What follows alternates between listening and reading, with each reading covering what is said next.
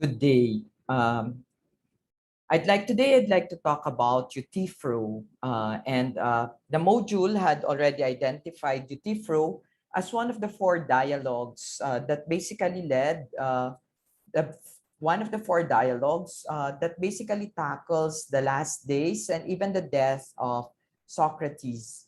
For that manner, I'm using the low web edition in front of you only because I do not have a copy of the edition that I have. And just for purposes of clarifying the directions of the course, I'd like to show specifically how, for example, you should read or understand Euthyphro. Um, I will shift to the 2 pages because precisely I'm using the low web edition, which means that on the other hand, you'd see the Greek one, but you can totally ignore that. That's not necessary. That's really for those who wanted to study Plato. And then, but this is important because the Stephanus numbers are on the Greek editions and not on the English edition. And this will help me clarify a few things for you. Now, how should we understand these dialogue, Euthyphro? No? For one, you need to understand that Socrates is trying to demonstrate to us that this is not a matter of merely knowing, that philosophy is not simply about knowing, that it's okay that you can possibly know what we're talking about. That's very important, of course. But at the end of the day, it's the person that matters. And Socrates, I think, no, will demonstrate this to us in the three dialogues that we will look at in this module, specifically Euthyphro, Apology, and Crito. So let's look at Euthyphro, and allow me to emphasize the things that is worth considering at this point.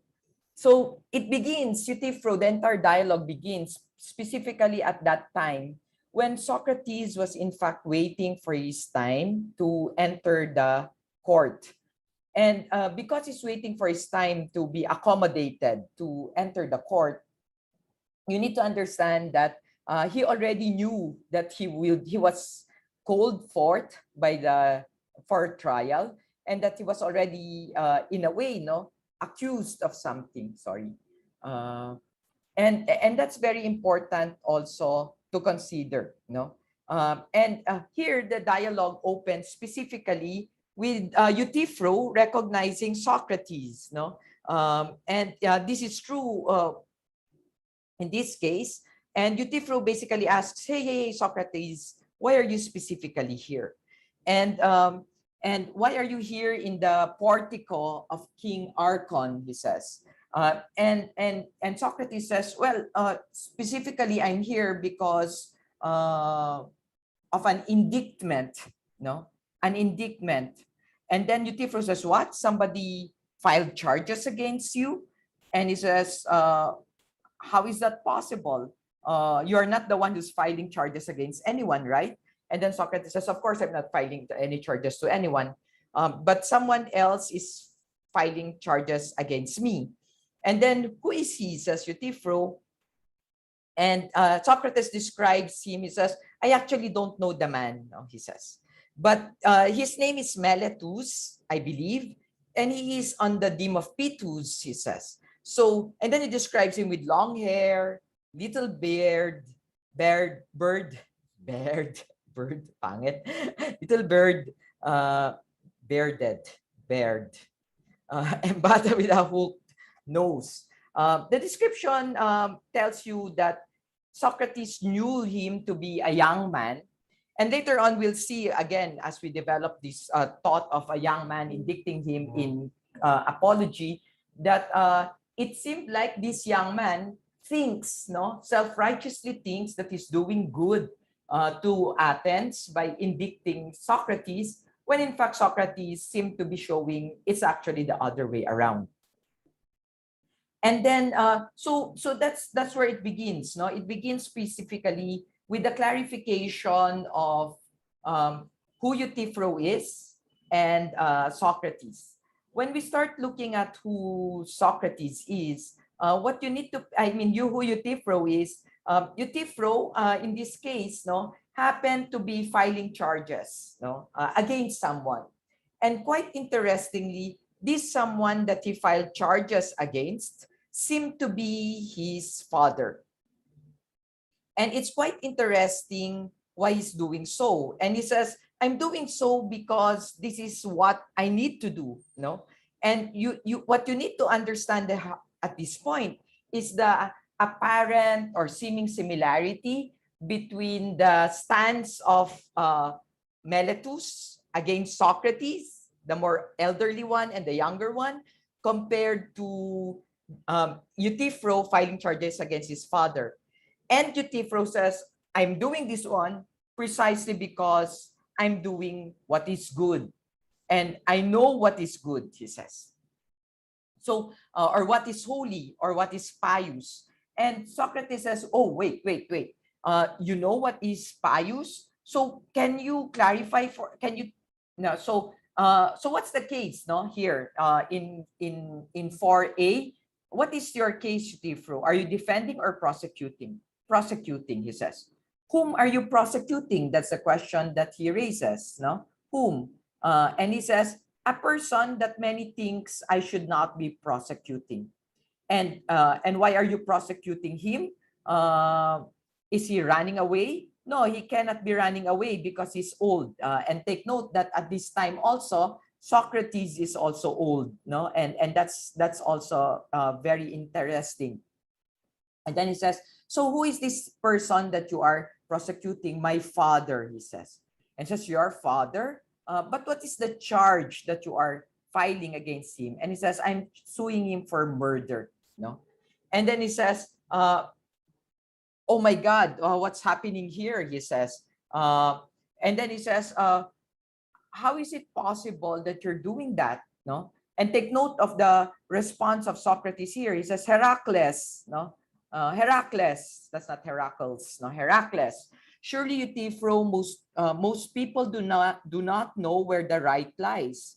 For I fancy it is not everyone who can rightly do what you are doing, but only one who is already very far or advanced in wisdom. If you prosecute your father, that's like prosecuting your blood. And as such, that's very noble to do, he would say. And he says, why are you prosecuting your father? He says.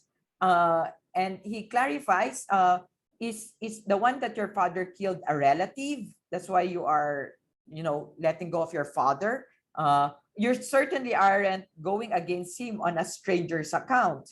And Euthyphro says, oh, come on, Socrates, he says. No, it is ridiculous, Socrates, he says, that you think it matters whether the man who was killed was a stranger or a relative, and do not see that the only thing to consider is whether the action of the slayer was justified or not, and that if it was justified, one ought to let him alone, and if not, one ought to proceed against him, even if he share one's hearth and eat at one's table. For the pollution is the same if you associate knowingly with such a man, and do not purify yourself and him against him. In this case, the man who was killed was a hired workman, no? And so the one that was killed was a hired laborer, no? It's a laborer that was killed, and that makes it interesting. He says, in this case, the man who was hired was was a hired workman of mine. And when we were farming at Naxos, he was working there on our land. Now he got drunk, got angry with one of our house slaves, and butchered him. So my father bound him, threw him into a ditch, and sent a man here to Athens to ask the religious advisor what he has to do. In the meantime, the father paid no attention to the man as he lay there bound, and neglected him, thinking that he was a murderer, and therefore it didn't matter if he were to die. And that is just what happened, he says, for he died of hunger and cold and his bonds before the messenger came back from the advisor. Now, So what happened was the slave murdered another slave because he was drunk. And the father, because he's the head of the household, ordered his other slaves to bind the slave and threw him in a ditch, and sent authorities, his people, to Athens to ask what he is about to do with the slave. But because he was a murderer, he also neglected him. But because of that neglect, the person died. No, and therefore, because of that, he says, now my father and the rest of my relatives are angry with me because for the sake of a murderer, no, because for the sake of a murderer, I am prosecuting my father for murder. For they say he did not kill him, and if he had killed him, never so much. Yet since the dead man was a murderer, I ought not to trouble myself with such a fellow, because it is unholy of a son. Now it's a question now of unholiness. Now that's where it's going. It says, for it is unholy for a son to prosecute his father for murder, which shows how little they know what the divine law is in regard to holiness and unholiness. So he seemed to be saying, I'm actually doing this one because this is what is holy, and this is very important. And remember, Socrates already knew that he's already called at court, and the charges perhaps are already evident. And one of the charges is that he was not paying attention or homage to the gods of Athens. For that matter, Socrates recognized, damn, no, if this person is saying something about holiness and unholiness, I might as well learn from this person. And for that matter, I might as well be taught, no? So that when people ask me why I'm doing what I'm doing, I can basically tell them because I know what's holy or unholy. And it is there that Socrates asks that Euthyphro, if you know really what's the distinction between what's holy and what is unholy, please teach me. No? And you see that until 5c. No? 5 here on page 16, there on top, 5. There, I colored it. Until C, you actually see the continuous exchange between Socrates and Euthyphro about the holiness and unholy. When you go to 5c, we see for the very first time an attempt to engage Euthyphro's understanding of what is holy and unholy. Euthyphro says, by Zeus, Socrates, if he should undertake to indict me, I fancy I should find his weak spot, and it would be much more a question about him in court than it is about me. Now, what do you have to pay attention at this point? It seemed like Euthyphro thinks that the court is simply a matter of identifying which is the stronger argument or the weaker argument. This too is part of the accusation against Socrates, that Socrates seemed to be turning the weak argument into a strong argument. And I've been saying already that this is a misinterpretation, because philosophy is not really a matter only of argumentation. You can possibly win lawsuits because of a strong argument, but a strong argument that was developed from a weak argument, but it doesn't mean you're correct. It doesn't mean you're moral even. Sometimes it's just technicality. And Socrates seemed to be clarifying, I'm not really interested with technicality or matters of technicality, because you can possibly win lawsuits, but winning lawsuits doesn't mean you're correct. No? And that's something also that you need to pay attention to, because it doesn't follow that because you are in fact winning lawsuits, that you are in fact moral. Or it's not always true that because you're providing the stronger argument, that it's always the correct argument. And you need to pay attention at that, because many things that because people are winning lawsuits, or that we should see each other in or on the matter of evidences, that this is simply a matter of evidences. No, it's not simply a matter of evidences. It's a question of character. What is the character of the person winning? So that I can possibly win arguments, debates, but it's a question of, is it correct? Is it true? Is that really the case, right? And that's more for Socrates. I think he's teaching us that's really the case. No, you can possibly run away from lawsuits, from cases, from or not be caught, but it doesn't mean you're a good person. These are two different things. So in 5C until 6E, I think, yes, there is an attempt to clarify what holiness is. And we see that here at the bottom Socrates line. And I, my dear friend, perceiving this, wish to be your pupil.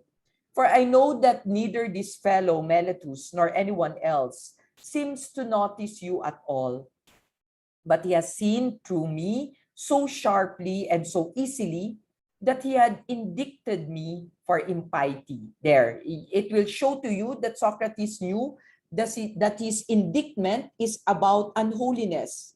No, that was the case. Now, in the name of Zeus, tell me what you know. You just now asserted that you knew so well. What do you say is the nature of piety and impiety, both in relation to murder and to other things? Is not holiness always the same with itself in every action? And on the other hand, is not unholiness the opposite of all holiness, always the same with itself, and whatever is to be unholy, possessing some one characteristic quality? Euthyphro says, okay, so let me teach you, no? So tell me then, yeah, this is a question of Socrates. Tell me then, what do you say holiness is and what is unholiness? And therefore, Euthyphro provides a interesting definition. And this is the definition that he says. Well, then I say that holiness, he says, holiness, this is the definition, is doing what I am doing now, prosecuting the wrongdoer who commits murder or steals from the temples or does any such thing, whether he be your father or your mother or anyone else, and not prosecuting him is unholy. So, and Socrates, see, let's continue reading. What a sure proof I offer you, a proof I have already given to others, that this is established and right, and that we ought not to let him who acts impiously go unpunished, no matter who he may be. Men believe that Zeus is the best and most just of the gods, and they acknowledge that he put his father in bonds because he wickedly devoured his children, and he in turn had mutilated his father for similar reasons. But they are incensed against me because I proceed against my father when he had done wrong. And so they are, let me just go to the next page. They are inconsistent in what they say about the gods and about me. So it seemed like Euthyphro is saying, what I'm doing is really what Zeus did to his father and the like, no? And therefore, what I'm doing, prosecuting my father, is precisely what Zeus did to Kronos. That's what he's saying. In a way, no, he's saying I'm imitating what the gods did, no. And so Socrates asks, is not this Euthyphro the reason why I'm being prosecuted? Because when people tell such stories about the gods, I find it hard to accept them. And that's, he says, you know, when people talk about the gods this way, that's just unthinkable for me. And because that's unthinkable to me, people say I am wrong. Now he says, now if you who know, no, so much about such things, accept these tales, I suppose I too must give way, he says. For am I not to say who confesses frankly that I know nothing about them? And there you see Socratic irony, no? I know nothing about them. And as I was saying, no, that the nothing, I know nothing of Socrates is the fact that he's saying it's very important, no? Because if you're a student of philosophy, the tendency is always to say, I know this, I know that, I know everything about these matters and things like that. But in reality, what we actually see is unknowledge, no? And he basically says, I do not actually know nothing.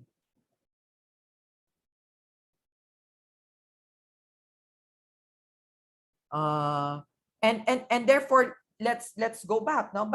But tell me, in the name of Zeus, the god of friendship, do you really believe these things happen? And he's referring to Zeus prosecuting his father, no?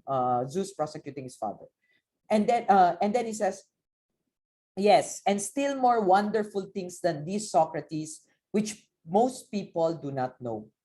And Socrates says, and so you believe that there was really war between the gods? Do you really think that there was war between the gods? That the gods are actually at war with each other? And here he's talking about the gods, no? And fearful enmities and battles and other things of the sort, such as are told by the poets and represented in varied designs by the great artists in our sacred places, and especially on the robe, which is carried up to the Acropolis at the great Panathenaea. For this is covered with such representation. Shall we agree that these things are true, Euthyphro? So he's saying, all the myths about the gods, all the stories about the gods, do you really believe that this happened? And then he says, not only these things, no? Hindi lang yan, no? It's not just those, but many more, he says. But as I said just now, I will, if you like, tell you many other things about the gods, which I'm sure will amaze you when you hear them. And then Socrates says, I dare say, but you can tell me those things at a leisure some other time. No? Saka mo na ikwento yan. At present, to tell more clearly what I asked you just now. For my friend, you didn't give sufficient information. No? When I asked what holiness was, but you told me that this was holy, which you are doing right now is holy, and prosecuting your father for murder. So he's saying, I'm asking for a definition, no? I'm asking you what holiness is, but instead of giving me what holiness is, you provided me with an example of holiness, and providing an example of holiness is not actually defining what holy is, no? And that's why he says, but Euthyphro, you say that many other things are holy, do you not?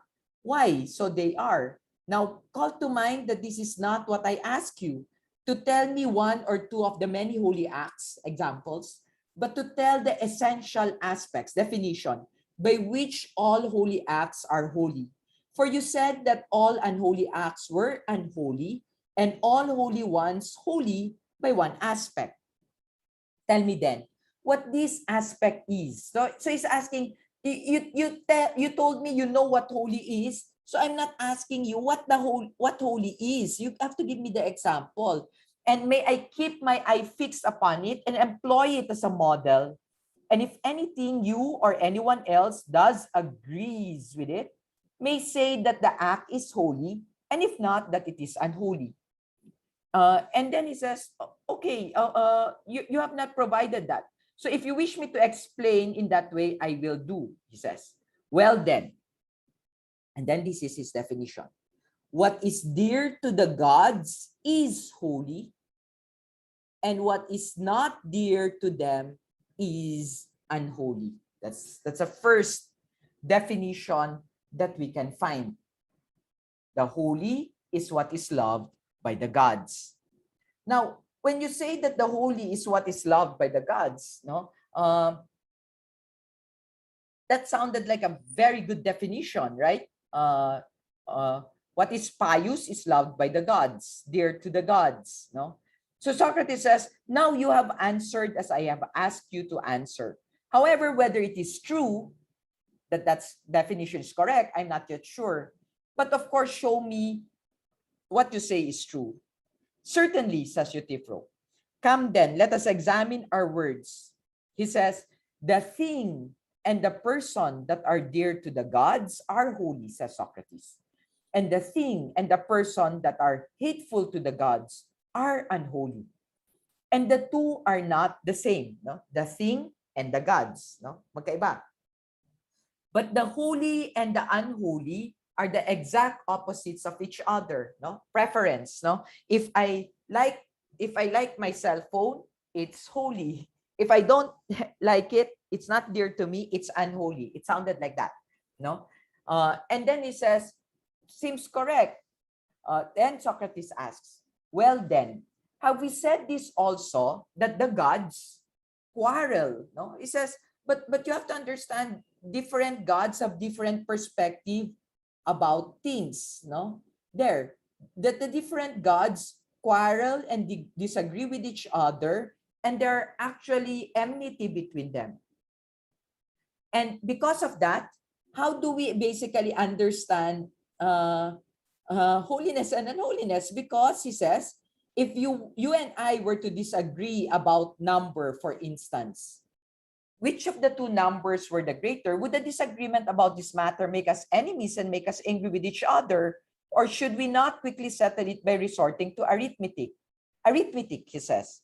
Sure. So on matters that are calculative, it's easy to settle our disagreement, because on matters that are calculative, we only agree on matters of measuring. Let the standard identify.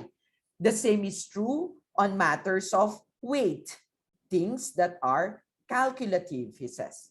But he also says, but about the disagreements for preference, holy or unholy, dear to the gods, how do you settle those, right?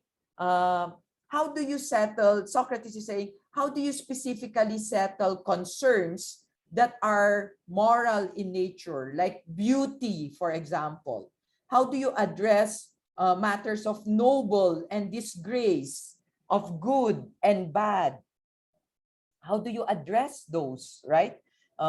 That's the question that he says. And he says, aren't people enemies not because of mathematical, calculative disagreements, but really matters of valuation, morals? And how about the gods, he says? If the gods disagree, do they not disagree on matters of what is right or wrong, what is noble and disgraceful, good and bad? And is that not something calculative?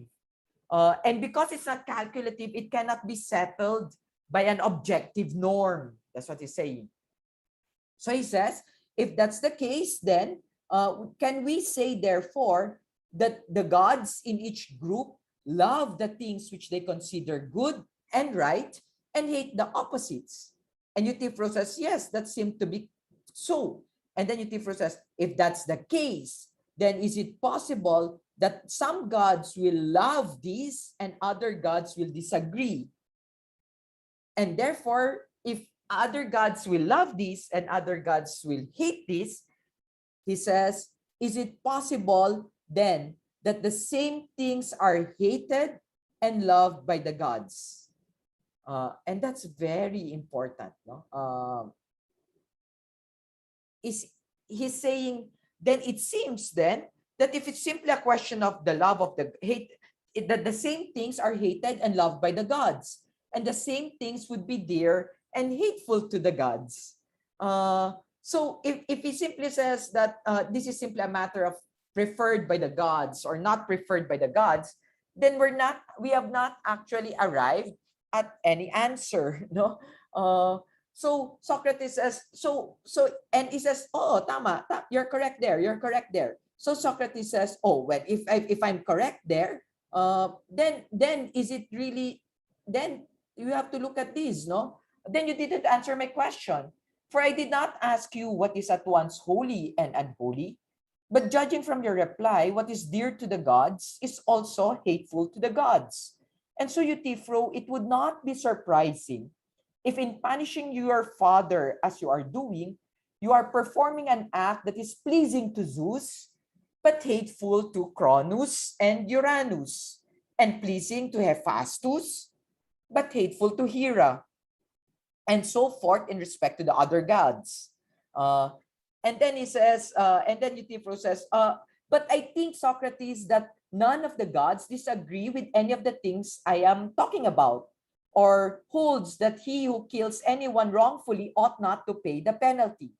And then he says, well, Euthyphro, to return to men Did you ever hear anybody arguing that he who had killed anyone wrongfully or had done anything else, whatever wrongful, ought not to pay the penalty? Why? They are always arguing this point, especially in the law courts, right? He says, when you look at the law courts, of course, the law courts are actually not clear about this one because they are actually arguing about these many things, no? So Socrates says here, Euthyphro, you are in a way, you're not helping me, no? So why they are always arguing this point, especially law courts, for they do very many wrong things, and then there is nothing they will not do or say in defending themselves to avoid penalty.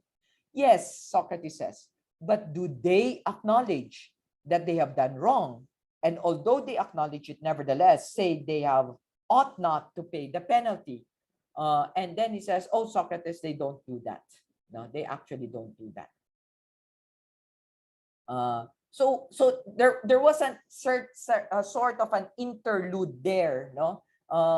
Here, so they were just talking about, then there is something they do not do or say, for they do not, I fancy, dare to say and argue that if they have really done wrong, they ought not to pay the penalty. But I think they say that they have not done wrong. And then Euthyphro says, right, nobody, if they're actually responding precisely because they think they didn't do wrong. And then Socrates says, then they do not argue this point that the wrongdoer must not pay the penalty, but perhaps they argue about this, who is a wrongdoer and what he did and when. Now it's a question of, did I do wrong? And things like that. And then Socrates tries to bring back the question. But I think Euthyphro, those who dispute both men and gods, if the gods do dispute about each separate act. When they differ with one another about any act, some say it was right, others says it was wrong. And that's really the nature of these types of arguments, no? Socrates is trying to say, but you know, these are things we cannot approach very clearly, because when people think they've done wrong, other people say they've done right. And because of that, the competing opinions is something you have to pay attention to. And so Socrates says here in 9a, come now, my dear Euthyphro, inform me that I may be made wiser. What proof you have that all the gods think that the man lost his life wrongfully, who, when he was a servant, committed a murder, was bound by the master of the man he killed, and died as a result of his bonds before the master who had bound him found out from the advisors what he ought to do with him, and that it is right on account of such a man for a son to proceed against his father and accuse him of murder. Come, try to show me clearly about this, that the gods surely believe that this conduct is right. And if you show it to my satisfaction, I will glorify your wisdom. And then Euthyphro says, oh, that was precisely what I was planning to do, but it seemed like it's no small task, Socrates. And then Socrates says, I understand. It is because you, and he says, I think that's difficult to do, Socrates, Euthyphro said. And then Socrates said something interesting. He says, I understand because you think I am a slow learner than the judges, since it is plain that you will show them that such acts are wrong and that all the gods hate them.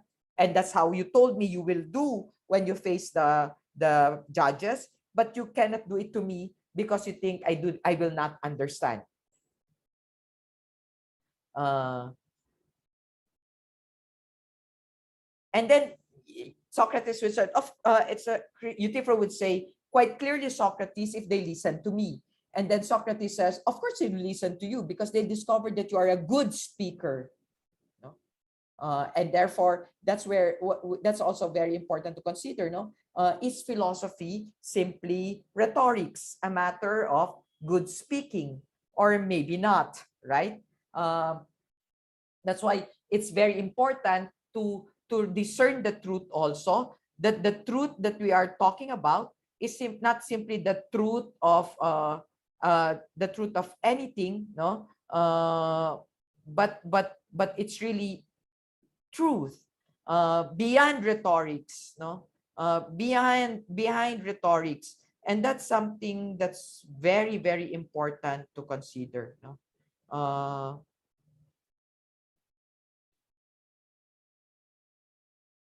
Now, of course, Socrates will demand a definition of that, no, because he will not be content.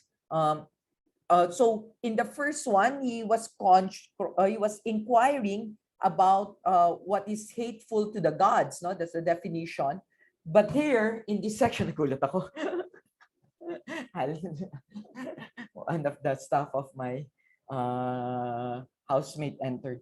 So Socrates would say, they will listen if they find that you're a good speaker. But this occurred to me when you were talking. And I said to myself, if Euthyphro should prove to me, no matter how clearly, that all the gods, no, the Q here is the word all. That means everyone thinks such a death is wrongful. What have I learned from Euthyphro about the question, what is holiness and what is unholiness? For this act would, as it seems, be hateful to the gods. But we saw just now that holiness and its opposites are not defined that way. For we saw that what is hateful to the gods can also be dear to some. And so I let you off any discussion, Euthyphro. If you like, all the gods may think it wrong and may hate it. No, so here Socrates is trying to say, let's look at the wider definition, no? What holiness is. And therefore, Euthyphro provides that definition. He says, well, I should say that what all the gods love is holy. And on the other hand, what they all hate is unholy. That's the bigger definition. Then shall we examine this again, Euthyphro, says Socrates, to see if it is correct? Or shall we let it go and accept our own statement and those of others, agreeing that it is so, if anyone merely say that it is? Or ought we to inquire into the correctness of the statement? Euthyphro says, let's inquire into the statement. I think this is now correct. And then Socrates says, we shall soon know more about this. Is that, so here's his question. Just consider this question, he says. Is that which is holy loved by the gods because it is holy? Or is it holy because it is loved by the gods? And this is a very interesting question from Socrates. He says, okay, you says all the gods love this one, that's why it's holy, no? And therefore they hate it because it's unholy. The second question is the question from Socrates is a very, very intelligent question. It's a question that asks, is it independently holy from the gods? That's why the gods love it.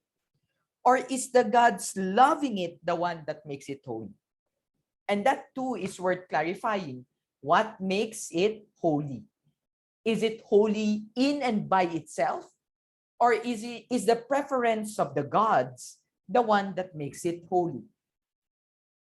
That's why Socrates will clarify. Then I will try to speak more clearly. We speak of being carried and of carrying, of being led and leading, no? Of being loved and loving, no? Of being seen and seeing. These are two different things. That in all such expressions, the two words are different, one from the other in meaning and how they differ. So he's saying now, can you clarify for me? Is it loved by the gods? That's why it's holy, or is it holy because it is loved by the gods? And therefore, Socrates says here at the beginning of 9b, no? Then two, we conceive of a thing being loved and of a thing loving. And the two are different. Now tell me, is a thing which is a carried thing because one carries it, or for some other reason? No, for that reason. And a thing which is led because one leads it. And a thing which is seen is so because one sees it, certainly. Then one does not see it because it is a seen thing. But on the contrary, it is a seen thing because one sees it. And one does not lead it because it is a led thing, but it is a led thing because one leads it. And one does not carry it because it is a carried thing, but it is a carried thing because one carries it. Is it clear, Eutifro, what I am trying to say? I am trying to say this, that if anything becomes or undergoes, it does not become because it is a state of becoming, but it is in a state of becoming because it becomes. And it does not undergo because it is a thing which undergoes, but because it undergoes it is a thing which undergoes. And Eutifro, I don't know if she understood that because I didn't, and I have to read that a number of times in order for me to understand what he's saying. Simply said, I agree. No, it's not that which is beloved a thing, which is either becoming or undergoing something, certainly.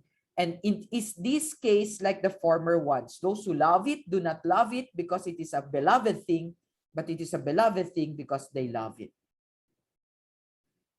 So it's a very interesting exchange, and we can continue. Now, what do you say about that which is holy, Eutifro?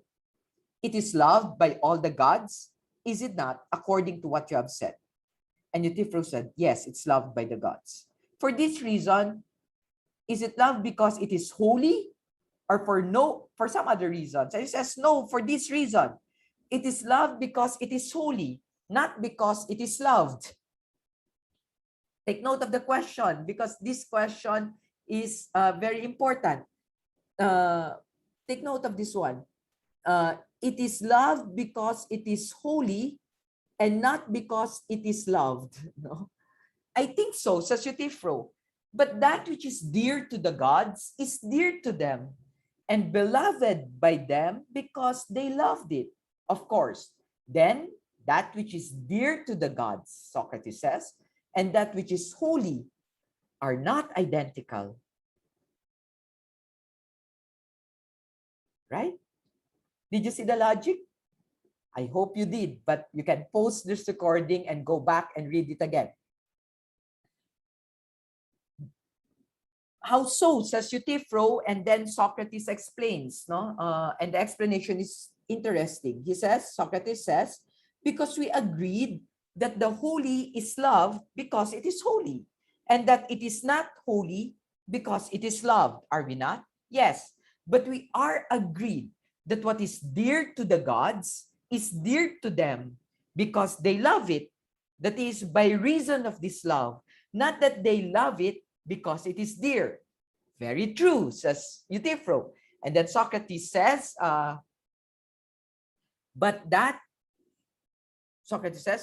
if that which is dear to the gods and that which is holy were identical, then if the holy were loved because it is holy, that which is dear to the gods would be loved because it is dear.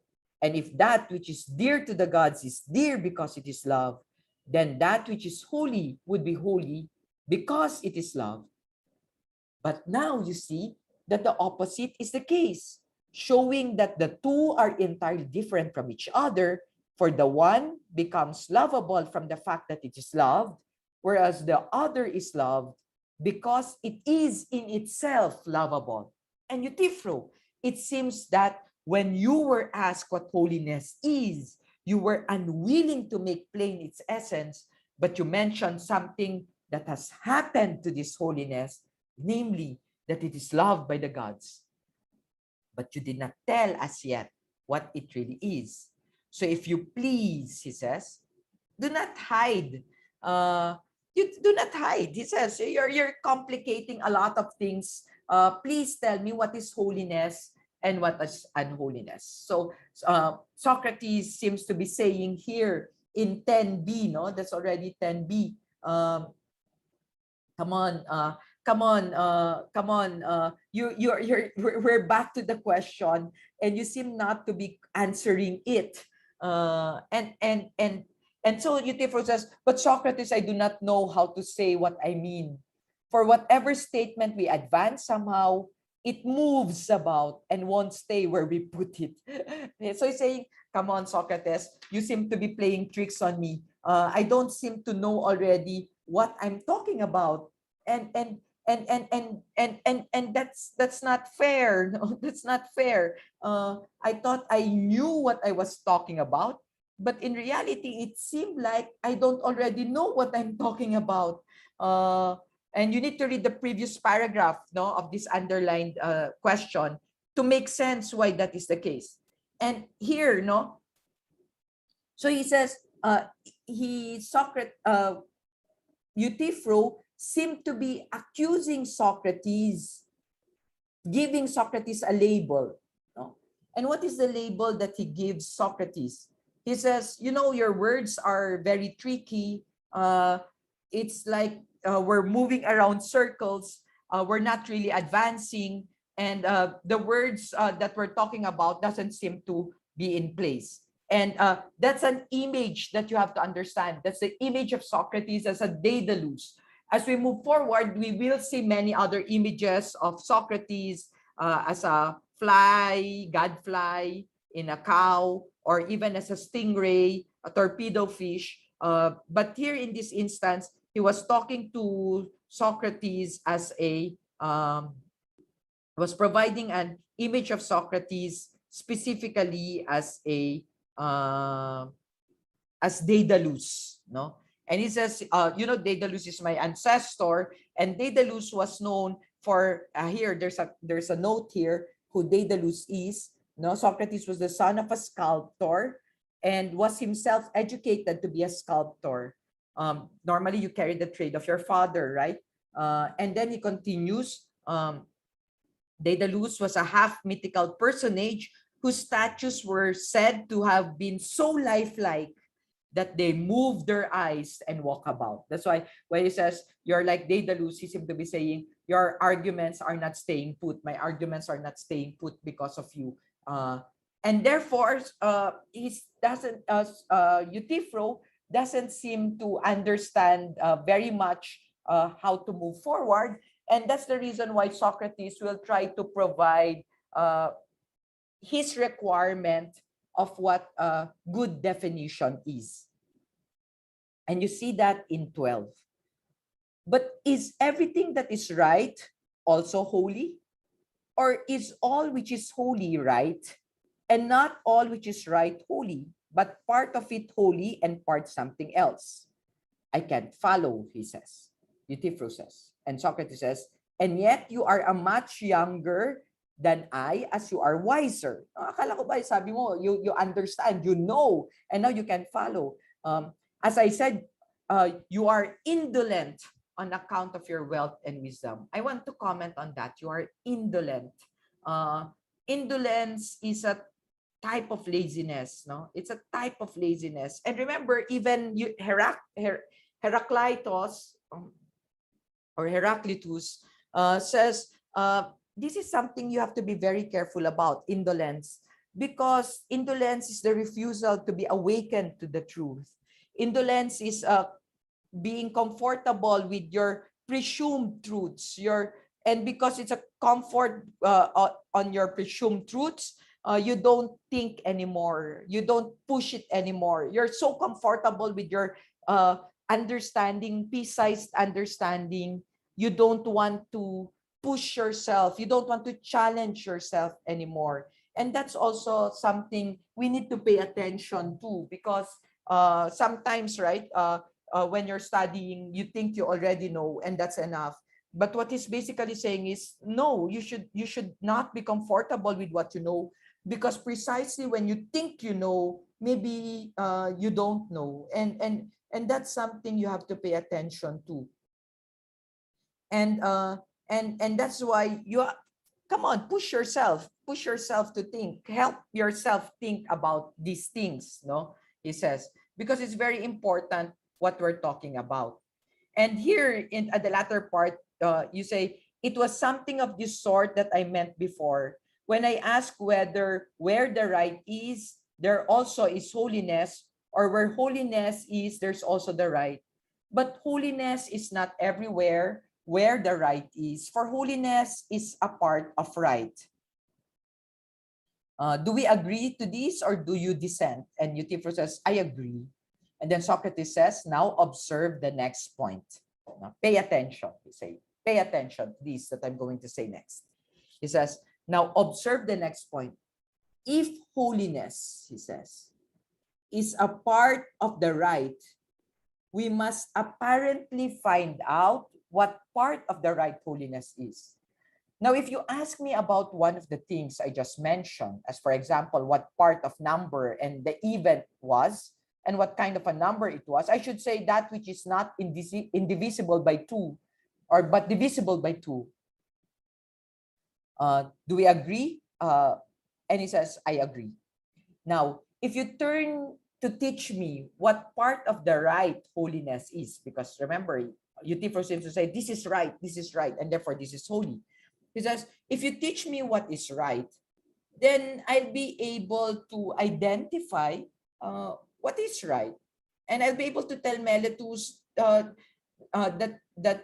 not to wrong me, since I have been duly instructed by you about what is right and what is not pious, what is not. And then Euthyphro says, okay, I get the point. This then is my opinion, he says, that the part of the right which has to do with attention to the gods constitutes piety and holiness, and that the remaining part of the right is that which has to do with the service of men. Pay attention to that. Attention to the gods. That which ministers to the gods. That which does service to the gods.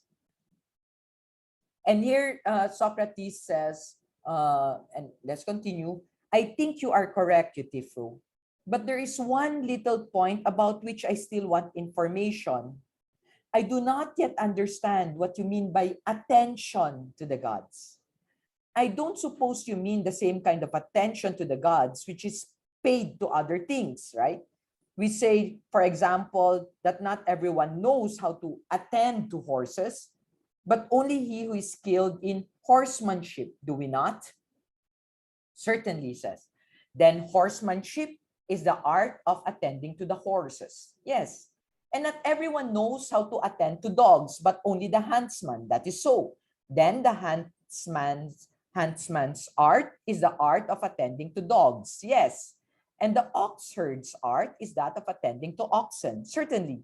And holiness and piety is the art of attending to the gods. Is that what you mean, Euthyphro? And that's the definition, right? Holiness and piety is the art of attending to the gods. And he says, yes, that is the case.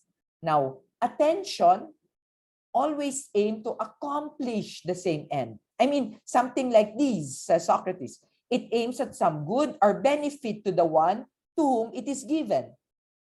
As you see, horses, when attended to by horsemen, are benefited and made better. Dogs are benefited by huntsmen, oxen by oxherds. Or do you think care and attention are ever meant for injury? Does attention injure? He says, of course it does not. It is for the benefit, right? And therefore Socrates says there in the last line, then holiness, since it is the art of attending to the gods, is a benefit to the gods and makes them better. It's a question.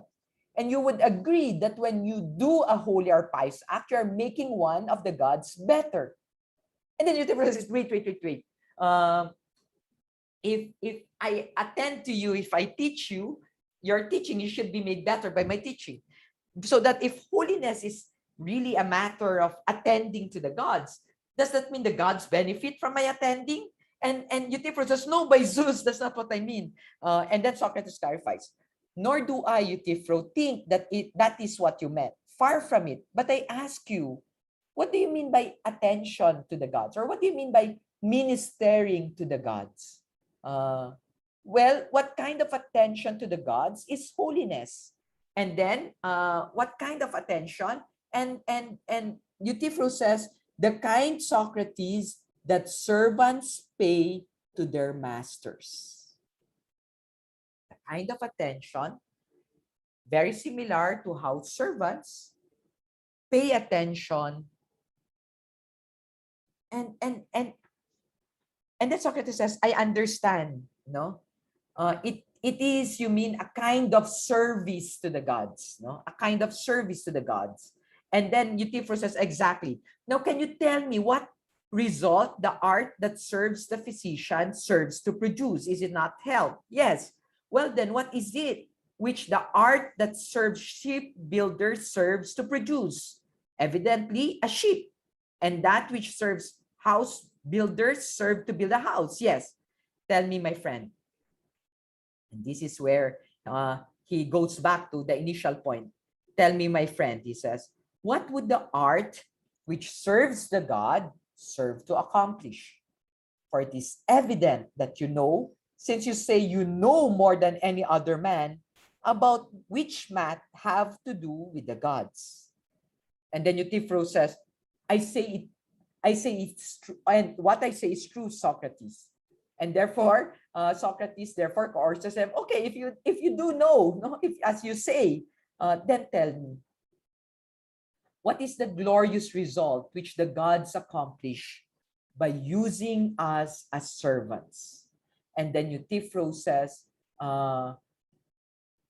they accomplish many fine results. And then Socrates says, yes, and so do generals, my friend. But nevertheless, you could easily tell the chief of them, namely, that they bring about victory in war. Of course. And then Socrates says, and farmers also, I think they accomplish many results. But still, the chief result of their work is food from the land, certainly. But how about the many fine results the gods accomplish? What is the chief result of their work? So he now asks, you have to clarify what it does, no? What prayer and sacrifice do, because that plays a very important role in your definition as to what constitutes holiness. And then Euthyphro says in 14b, I told you a while ago, Socrates, that it is a long task to learn accurately about all these things. However, I say simply that when one knows how to say and do what is gratifying to the gods in praying and sacrificing, that is holiness. And such things bring salvation to individual families and to states. And the opposite of what is gratifying to the gods is impious, and that overturns and destroys everything.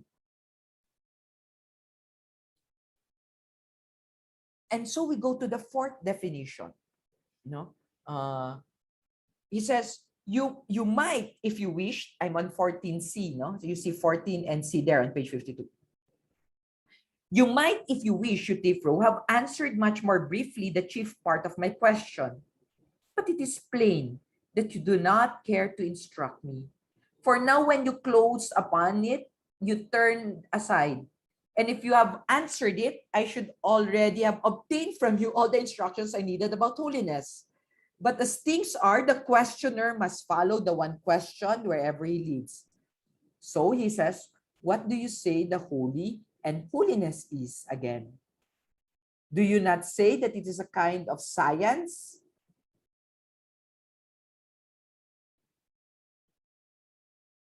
Of sacrificing and praying, and therefore the holy is an act of prayer and sacrifice? Exactly, he says again. Then it says, then holiness, according to this definition, would be the science of giving and asking. You understand perfectly, he says. Yes, my friend, for I am eager for your wisdom. But tell me, what is this service of the gods? Do you say that it consists in asking from them and giving to them? Yes. Would not the right way of asking be to ask them what we need from them? And the right way of giving to present them with what they need from us, right? You are right. Then holiness would be an art of barter, exchange between gods and men. Yes, of barter, if you like to call it so. I don't like to call it so if it's not true. But tell me, what advantage accrues to the gods from the gifts they get from us? For everybody knows what they give, since we have nothing good which they do not give. Anong may babalik mo sa Diyos? What can you give God that the gods didn't give to us? Why you don't suppose, Socrates, that the gods gain any advantage from what they get from us, do you? Well then, what would those gifts of ours to the gods be? What else than honor and praise? Says Euthyphro, and then Socrates says, then holiness is grateful to the gods, but not advantageous or precious. And then Euthyphro says, I think it's precious. Then Socrates says, then again, it seems holiness is that which is precious to the gods. Certainly. Then you will be surprised, since you say these, if your words do not remain fixed, but walk about, that he actually was the one moving around circles. No? Did you see that? Socrates is saying, and you accuse me that I'm the one who's moving around circles, but aren't you the one that's moving around circles? Isn't this where we started? Loved by the gods, hated by the gods, and we're back at it? Who is the one who's not answering questions now? No? Then you don't see now, he says, that what is precious to the gods is holy, and is not these what is dear to the gods also. Certainly, that either our agreement a while ago was wrong, or if it was right, we are wrong now. So it seems. Then we begin again, he says, at the beginning, and ask what holiness is. Since I shall not willingly give up until I learn, and do not scorn me, but by means apply your mind now to the outmost and tell the truth. For you know, if anyone does like Proteus, you must be held until you speak. And then Euthyphro says, I'm very sorry, Socrates. I'm a very a busy person. Now I am in a hurry, and it is time for me to go. And he just left. And he just left.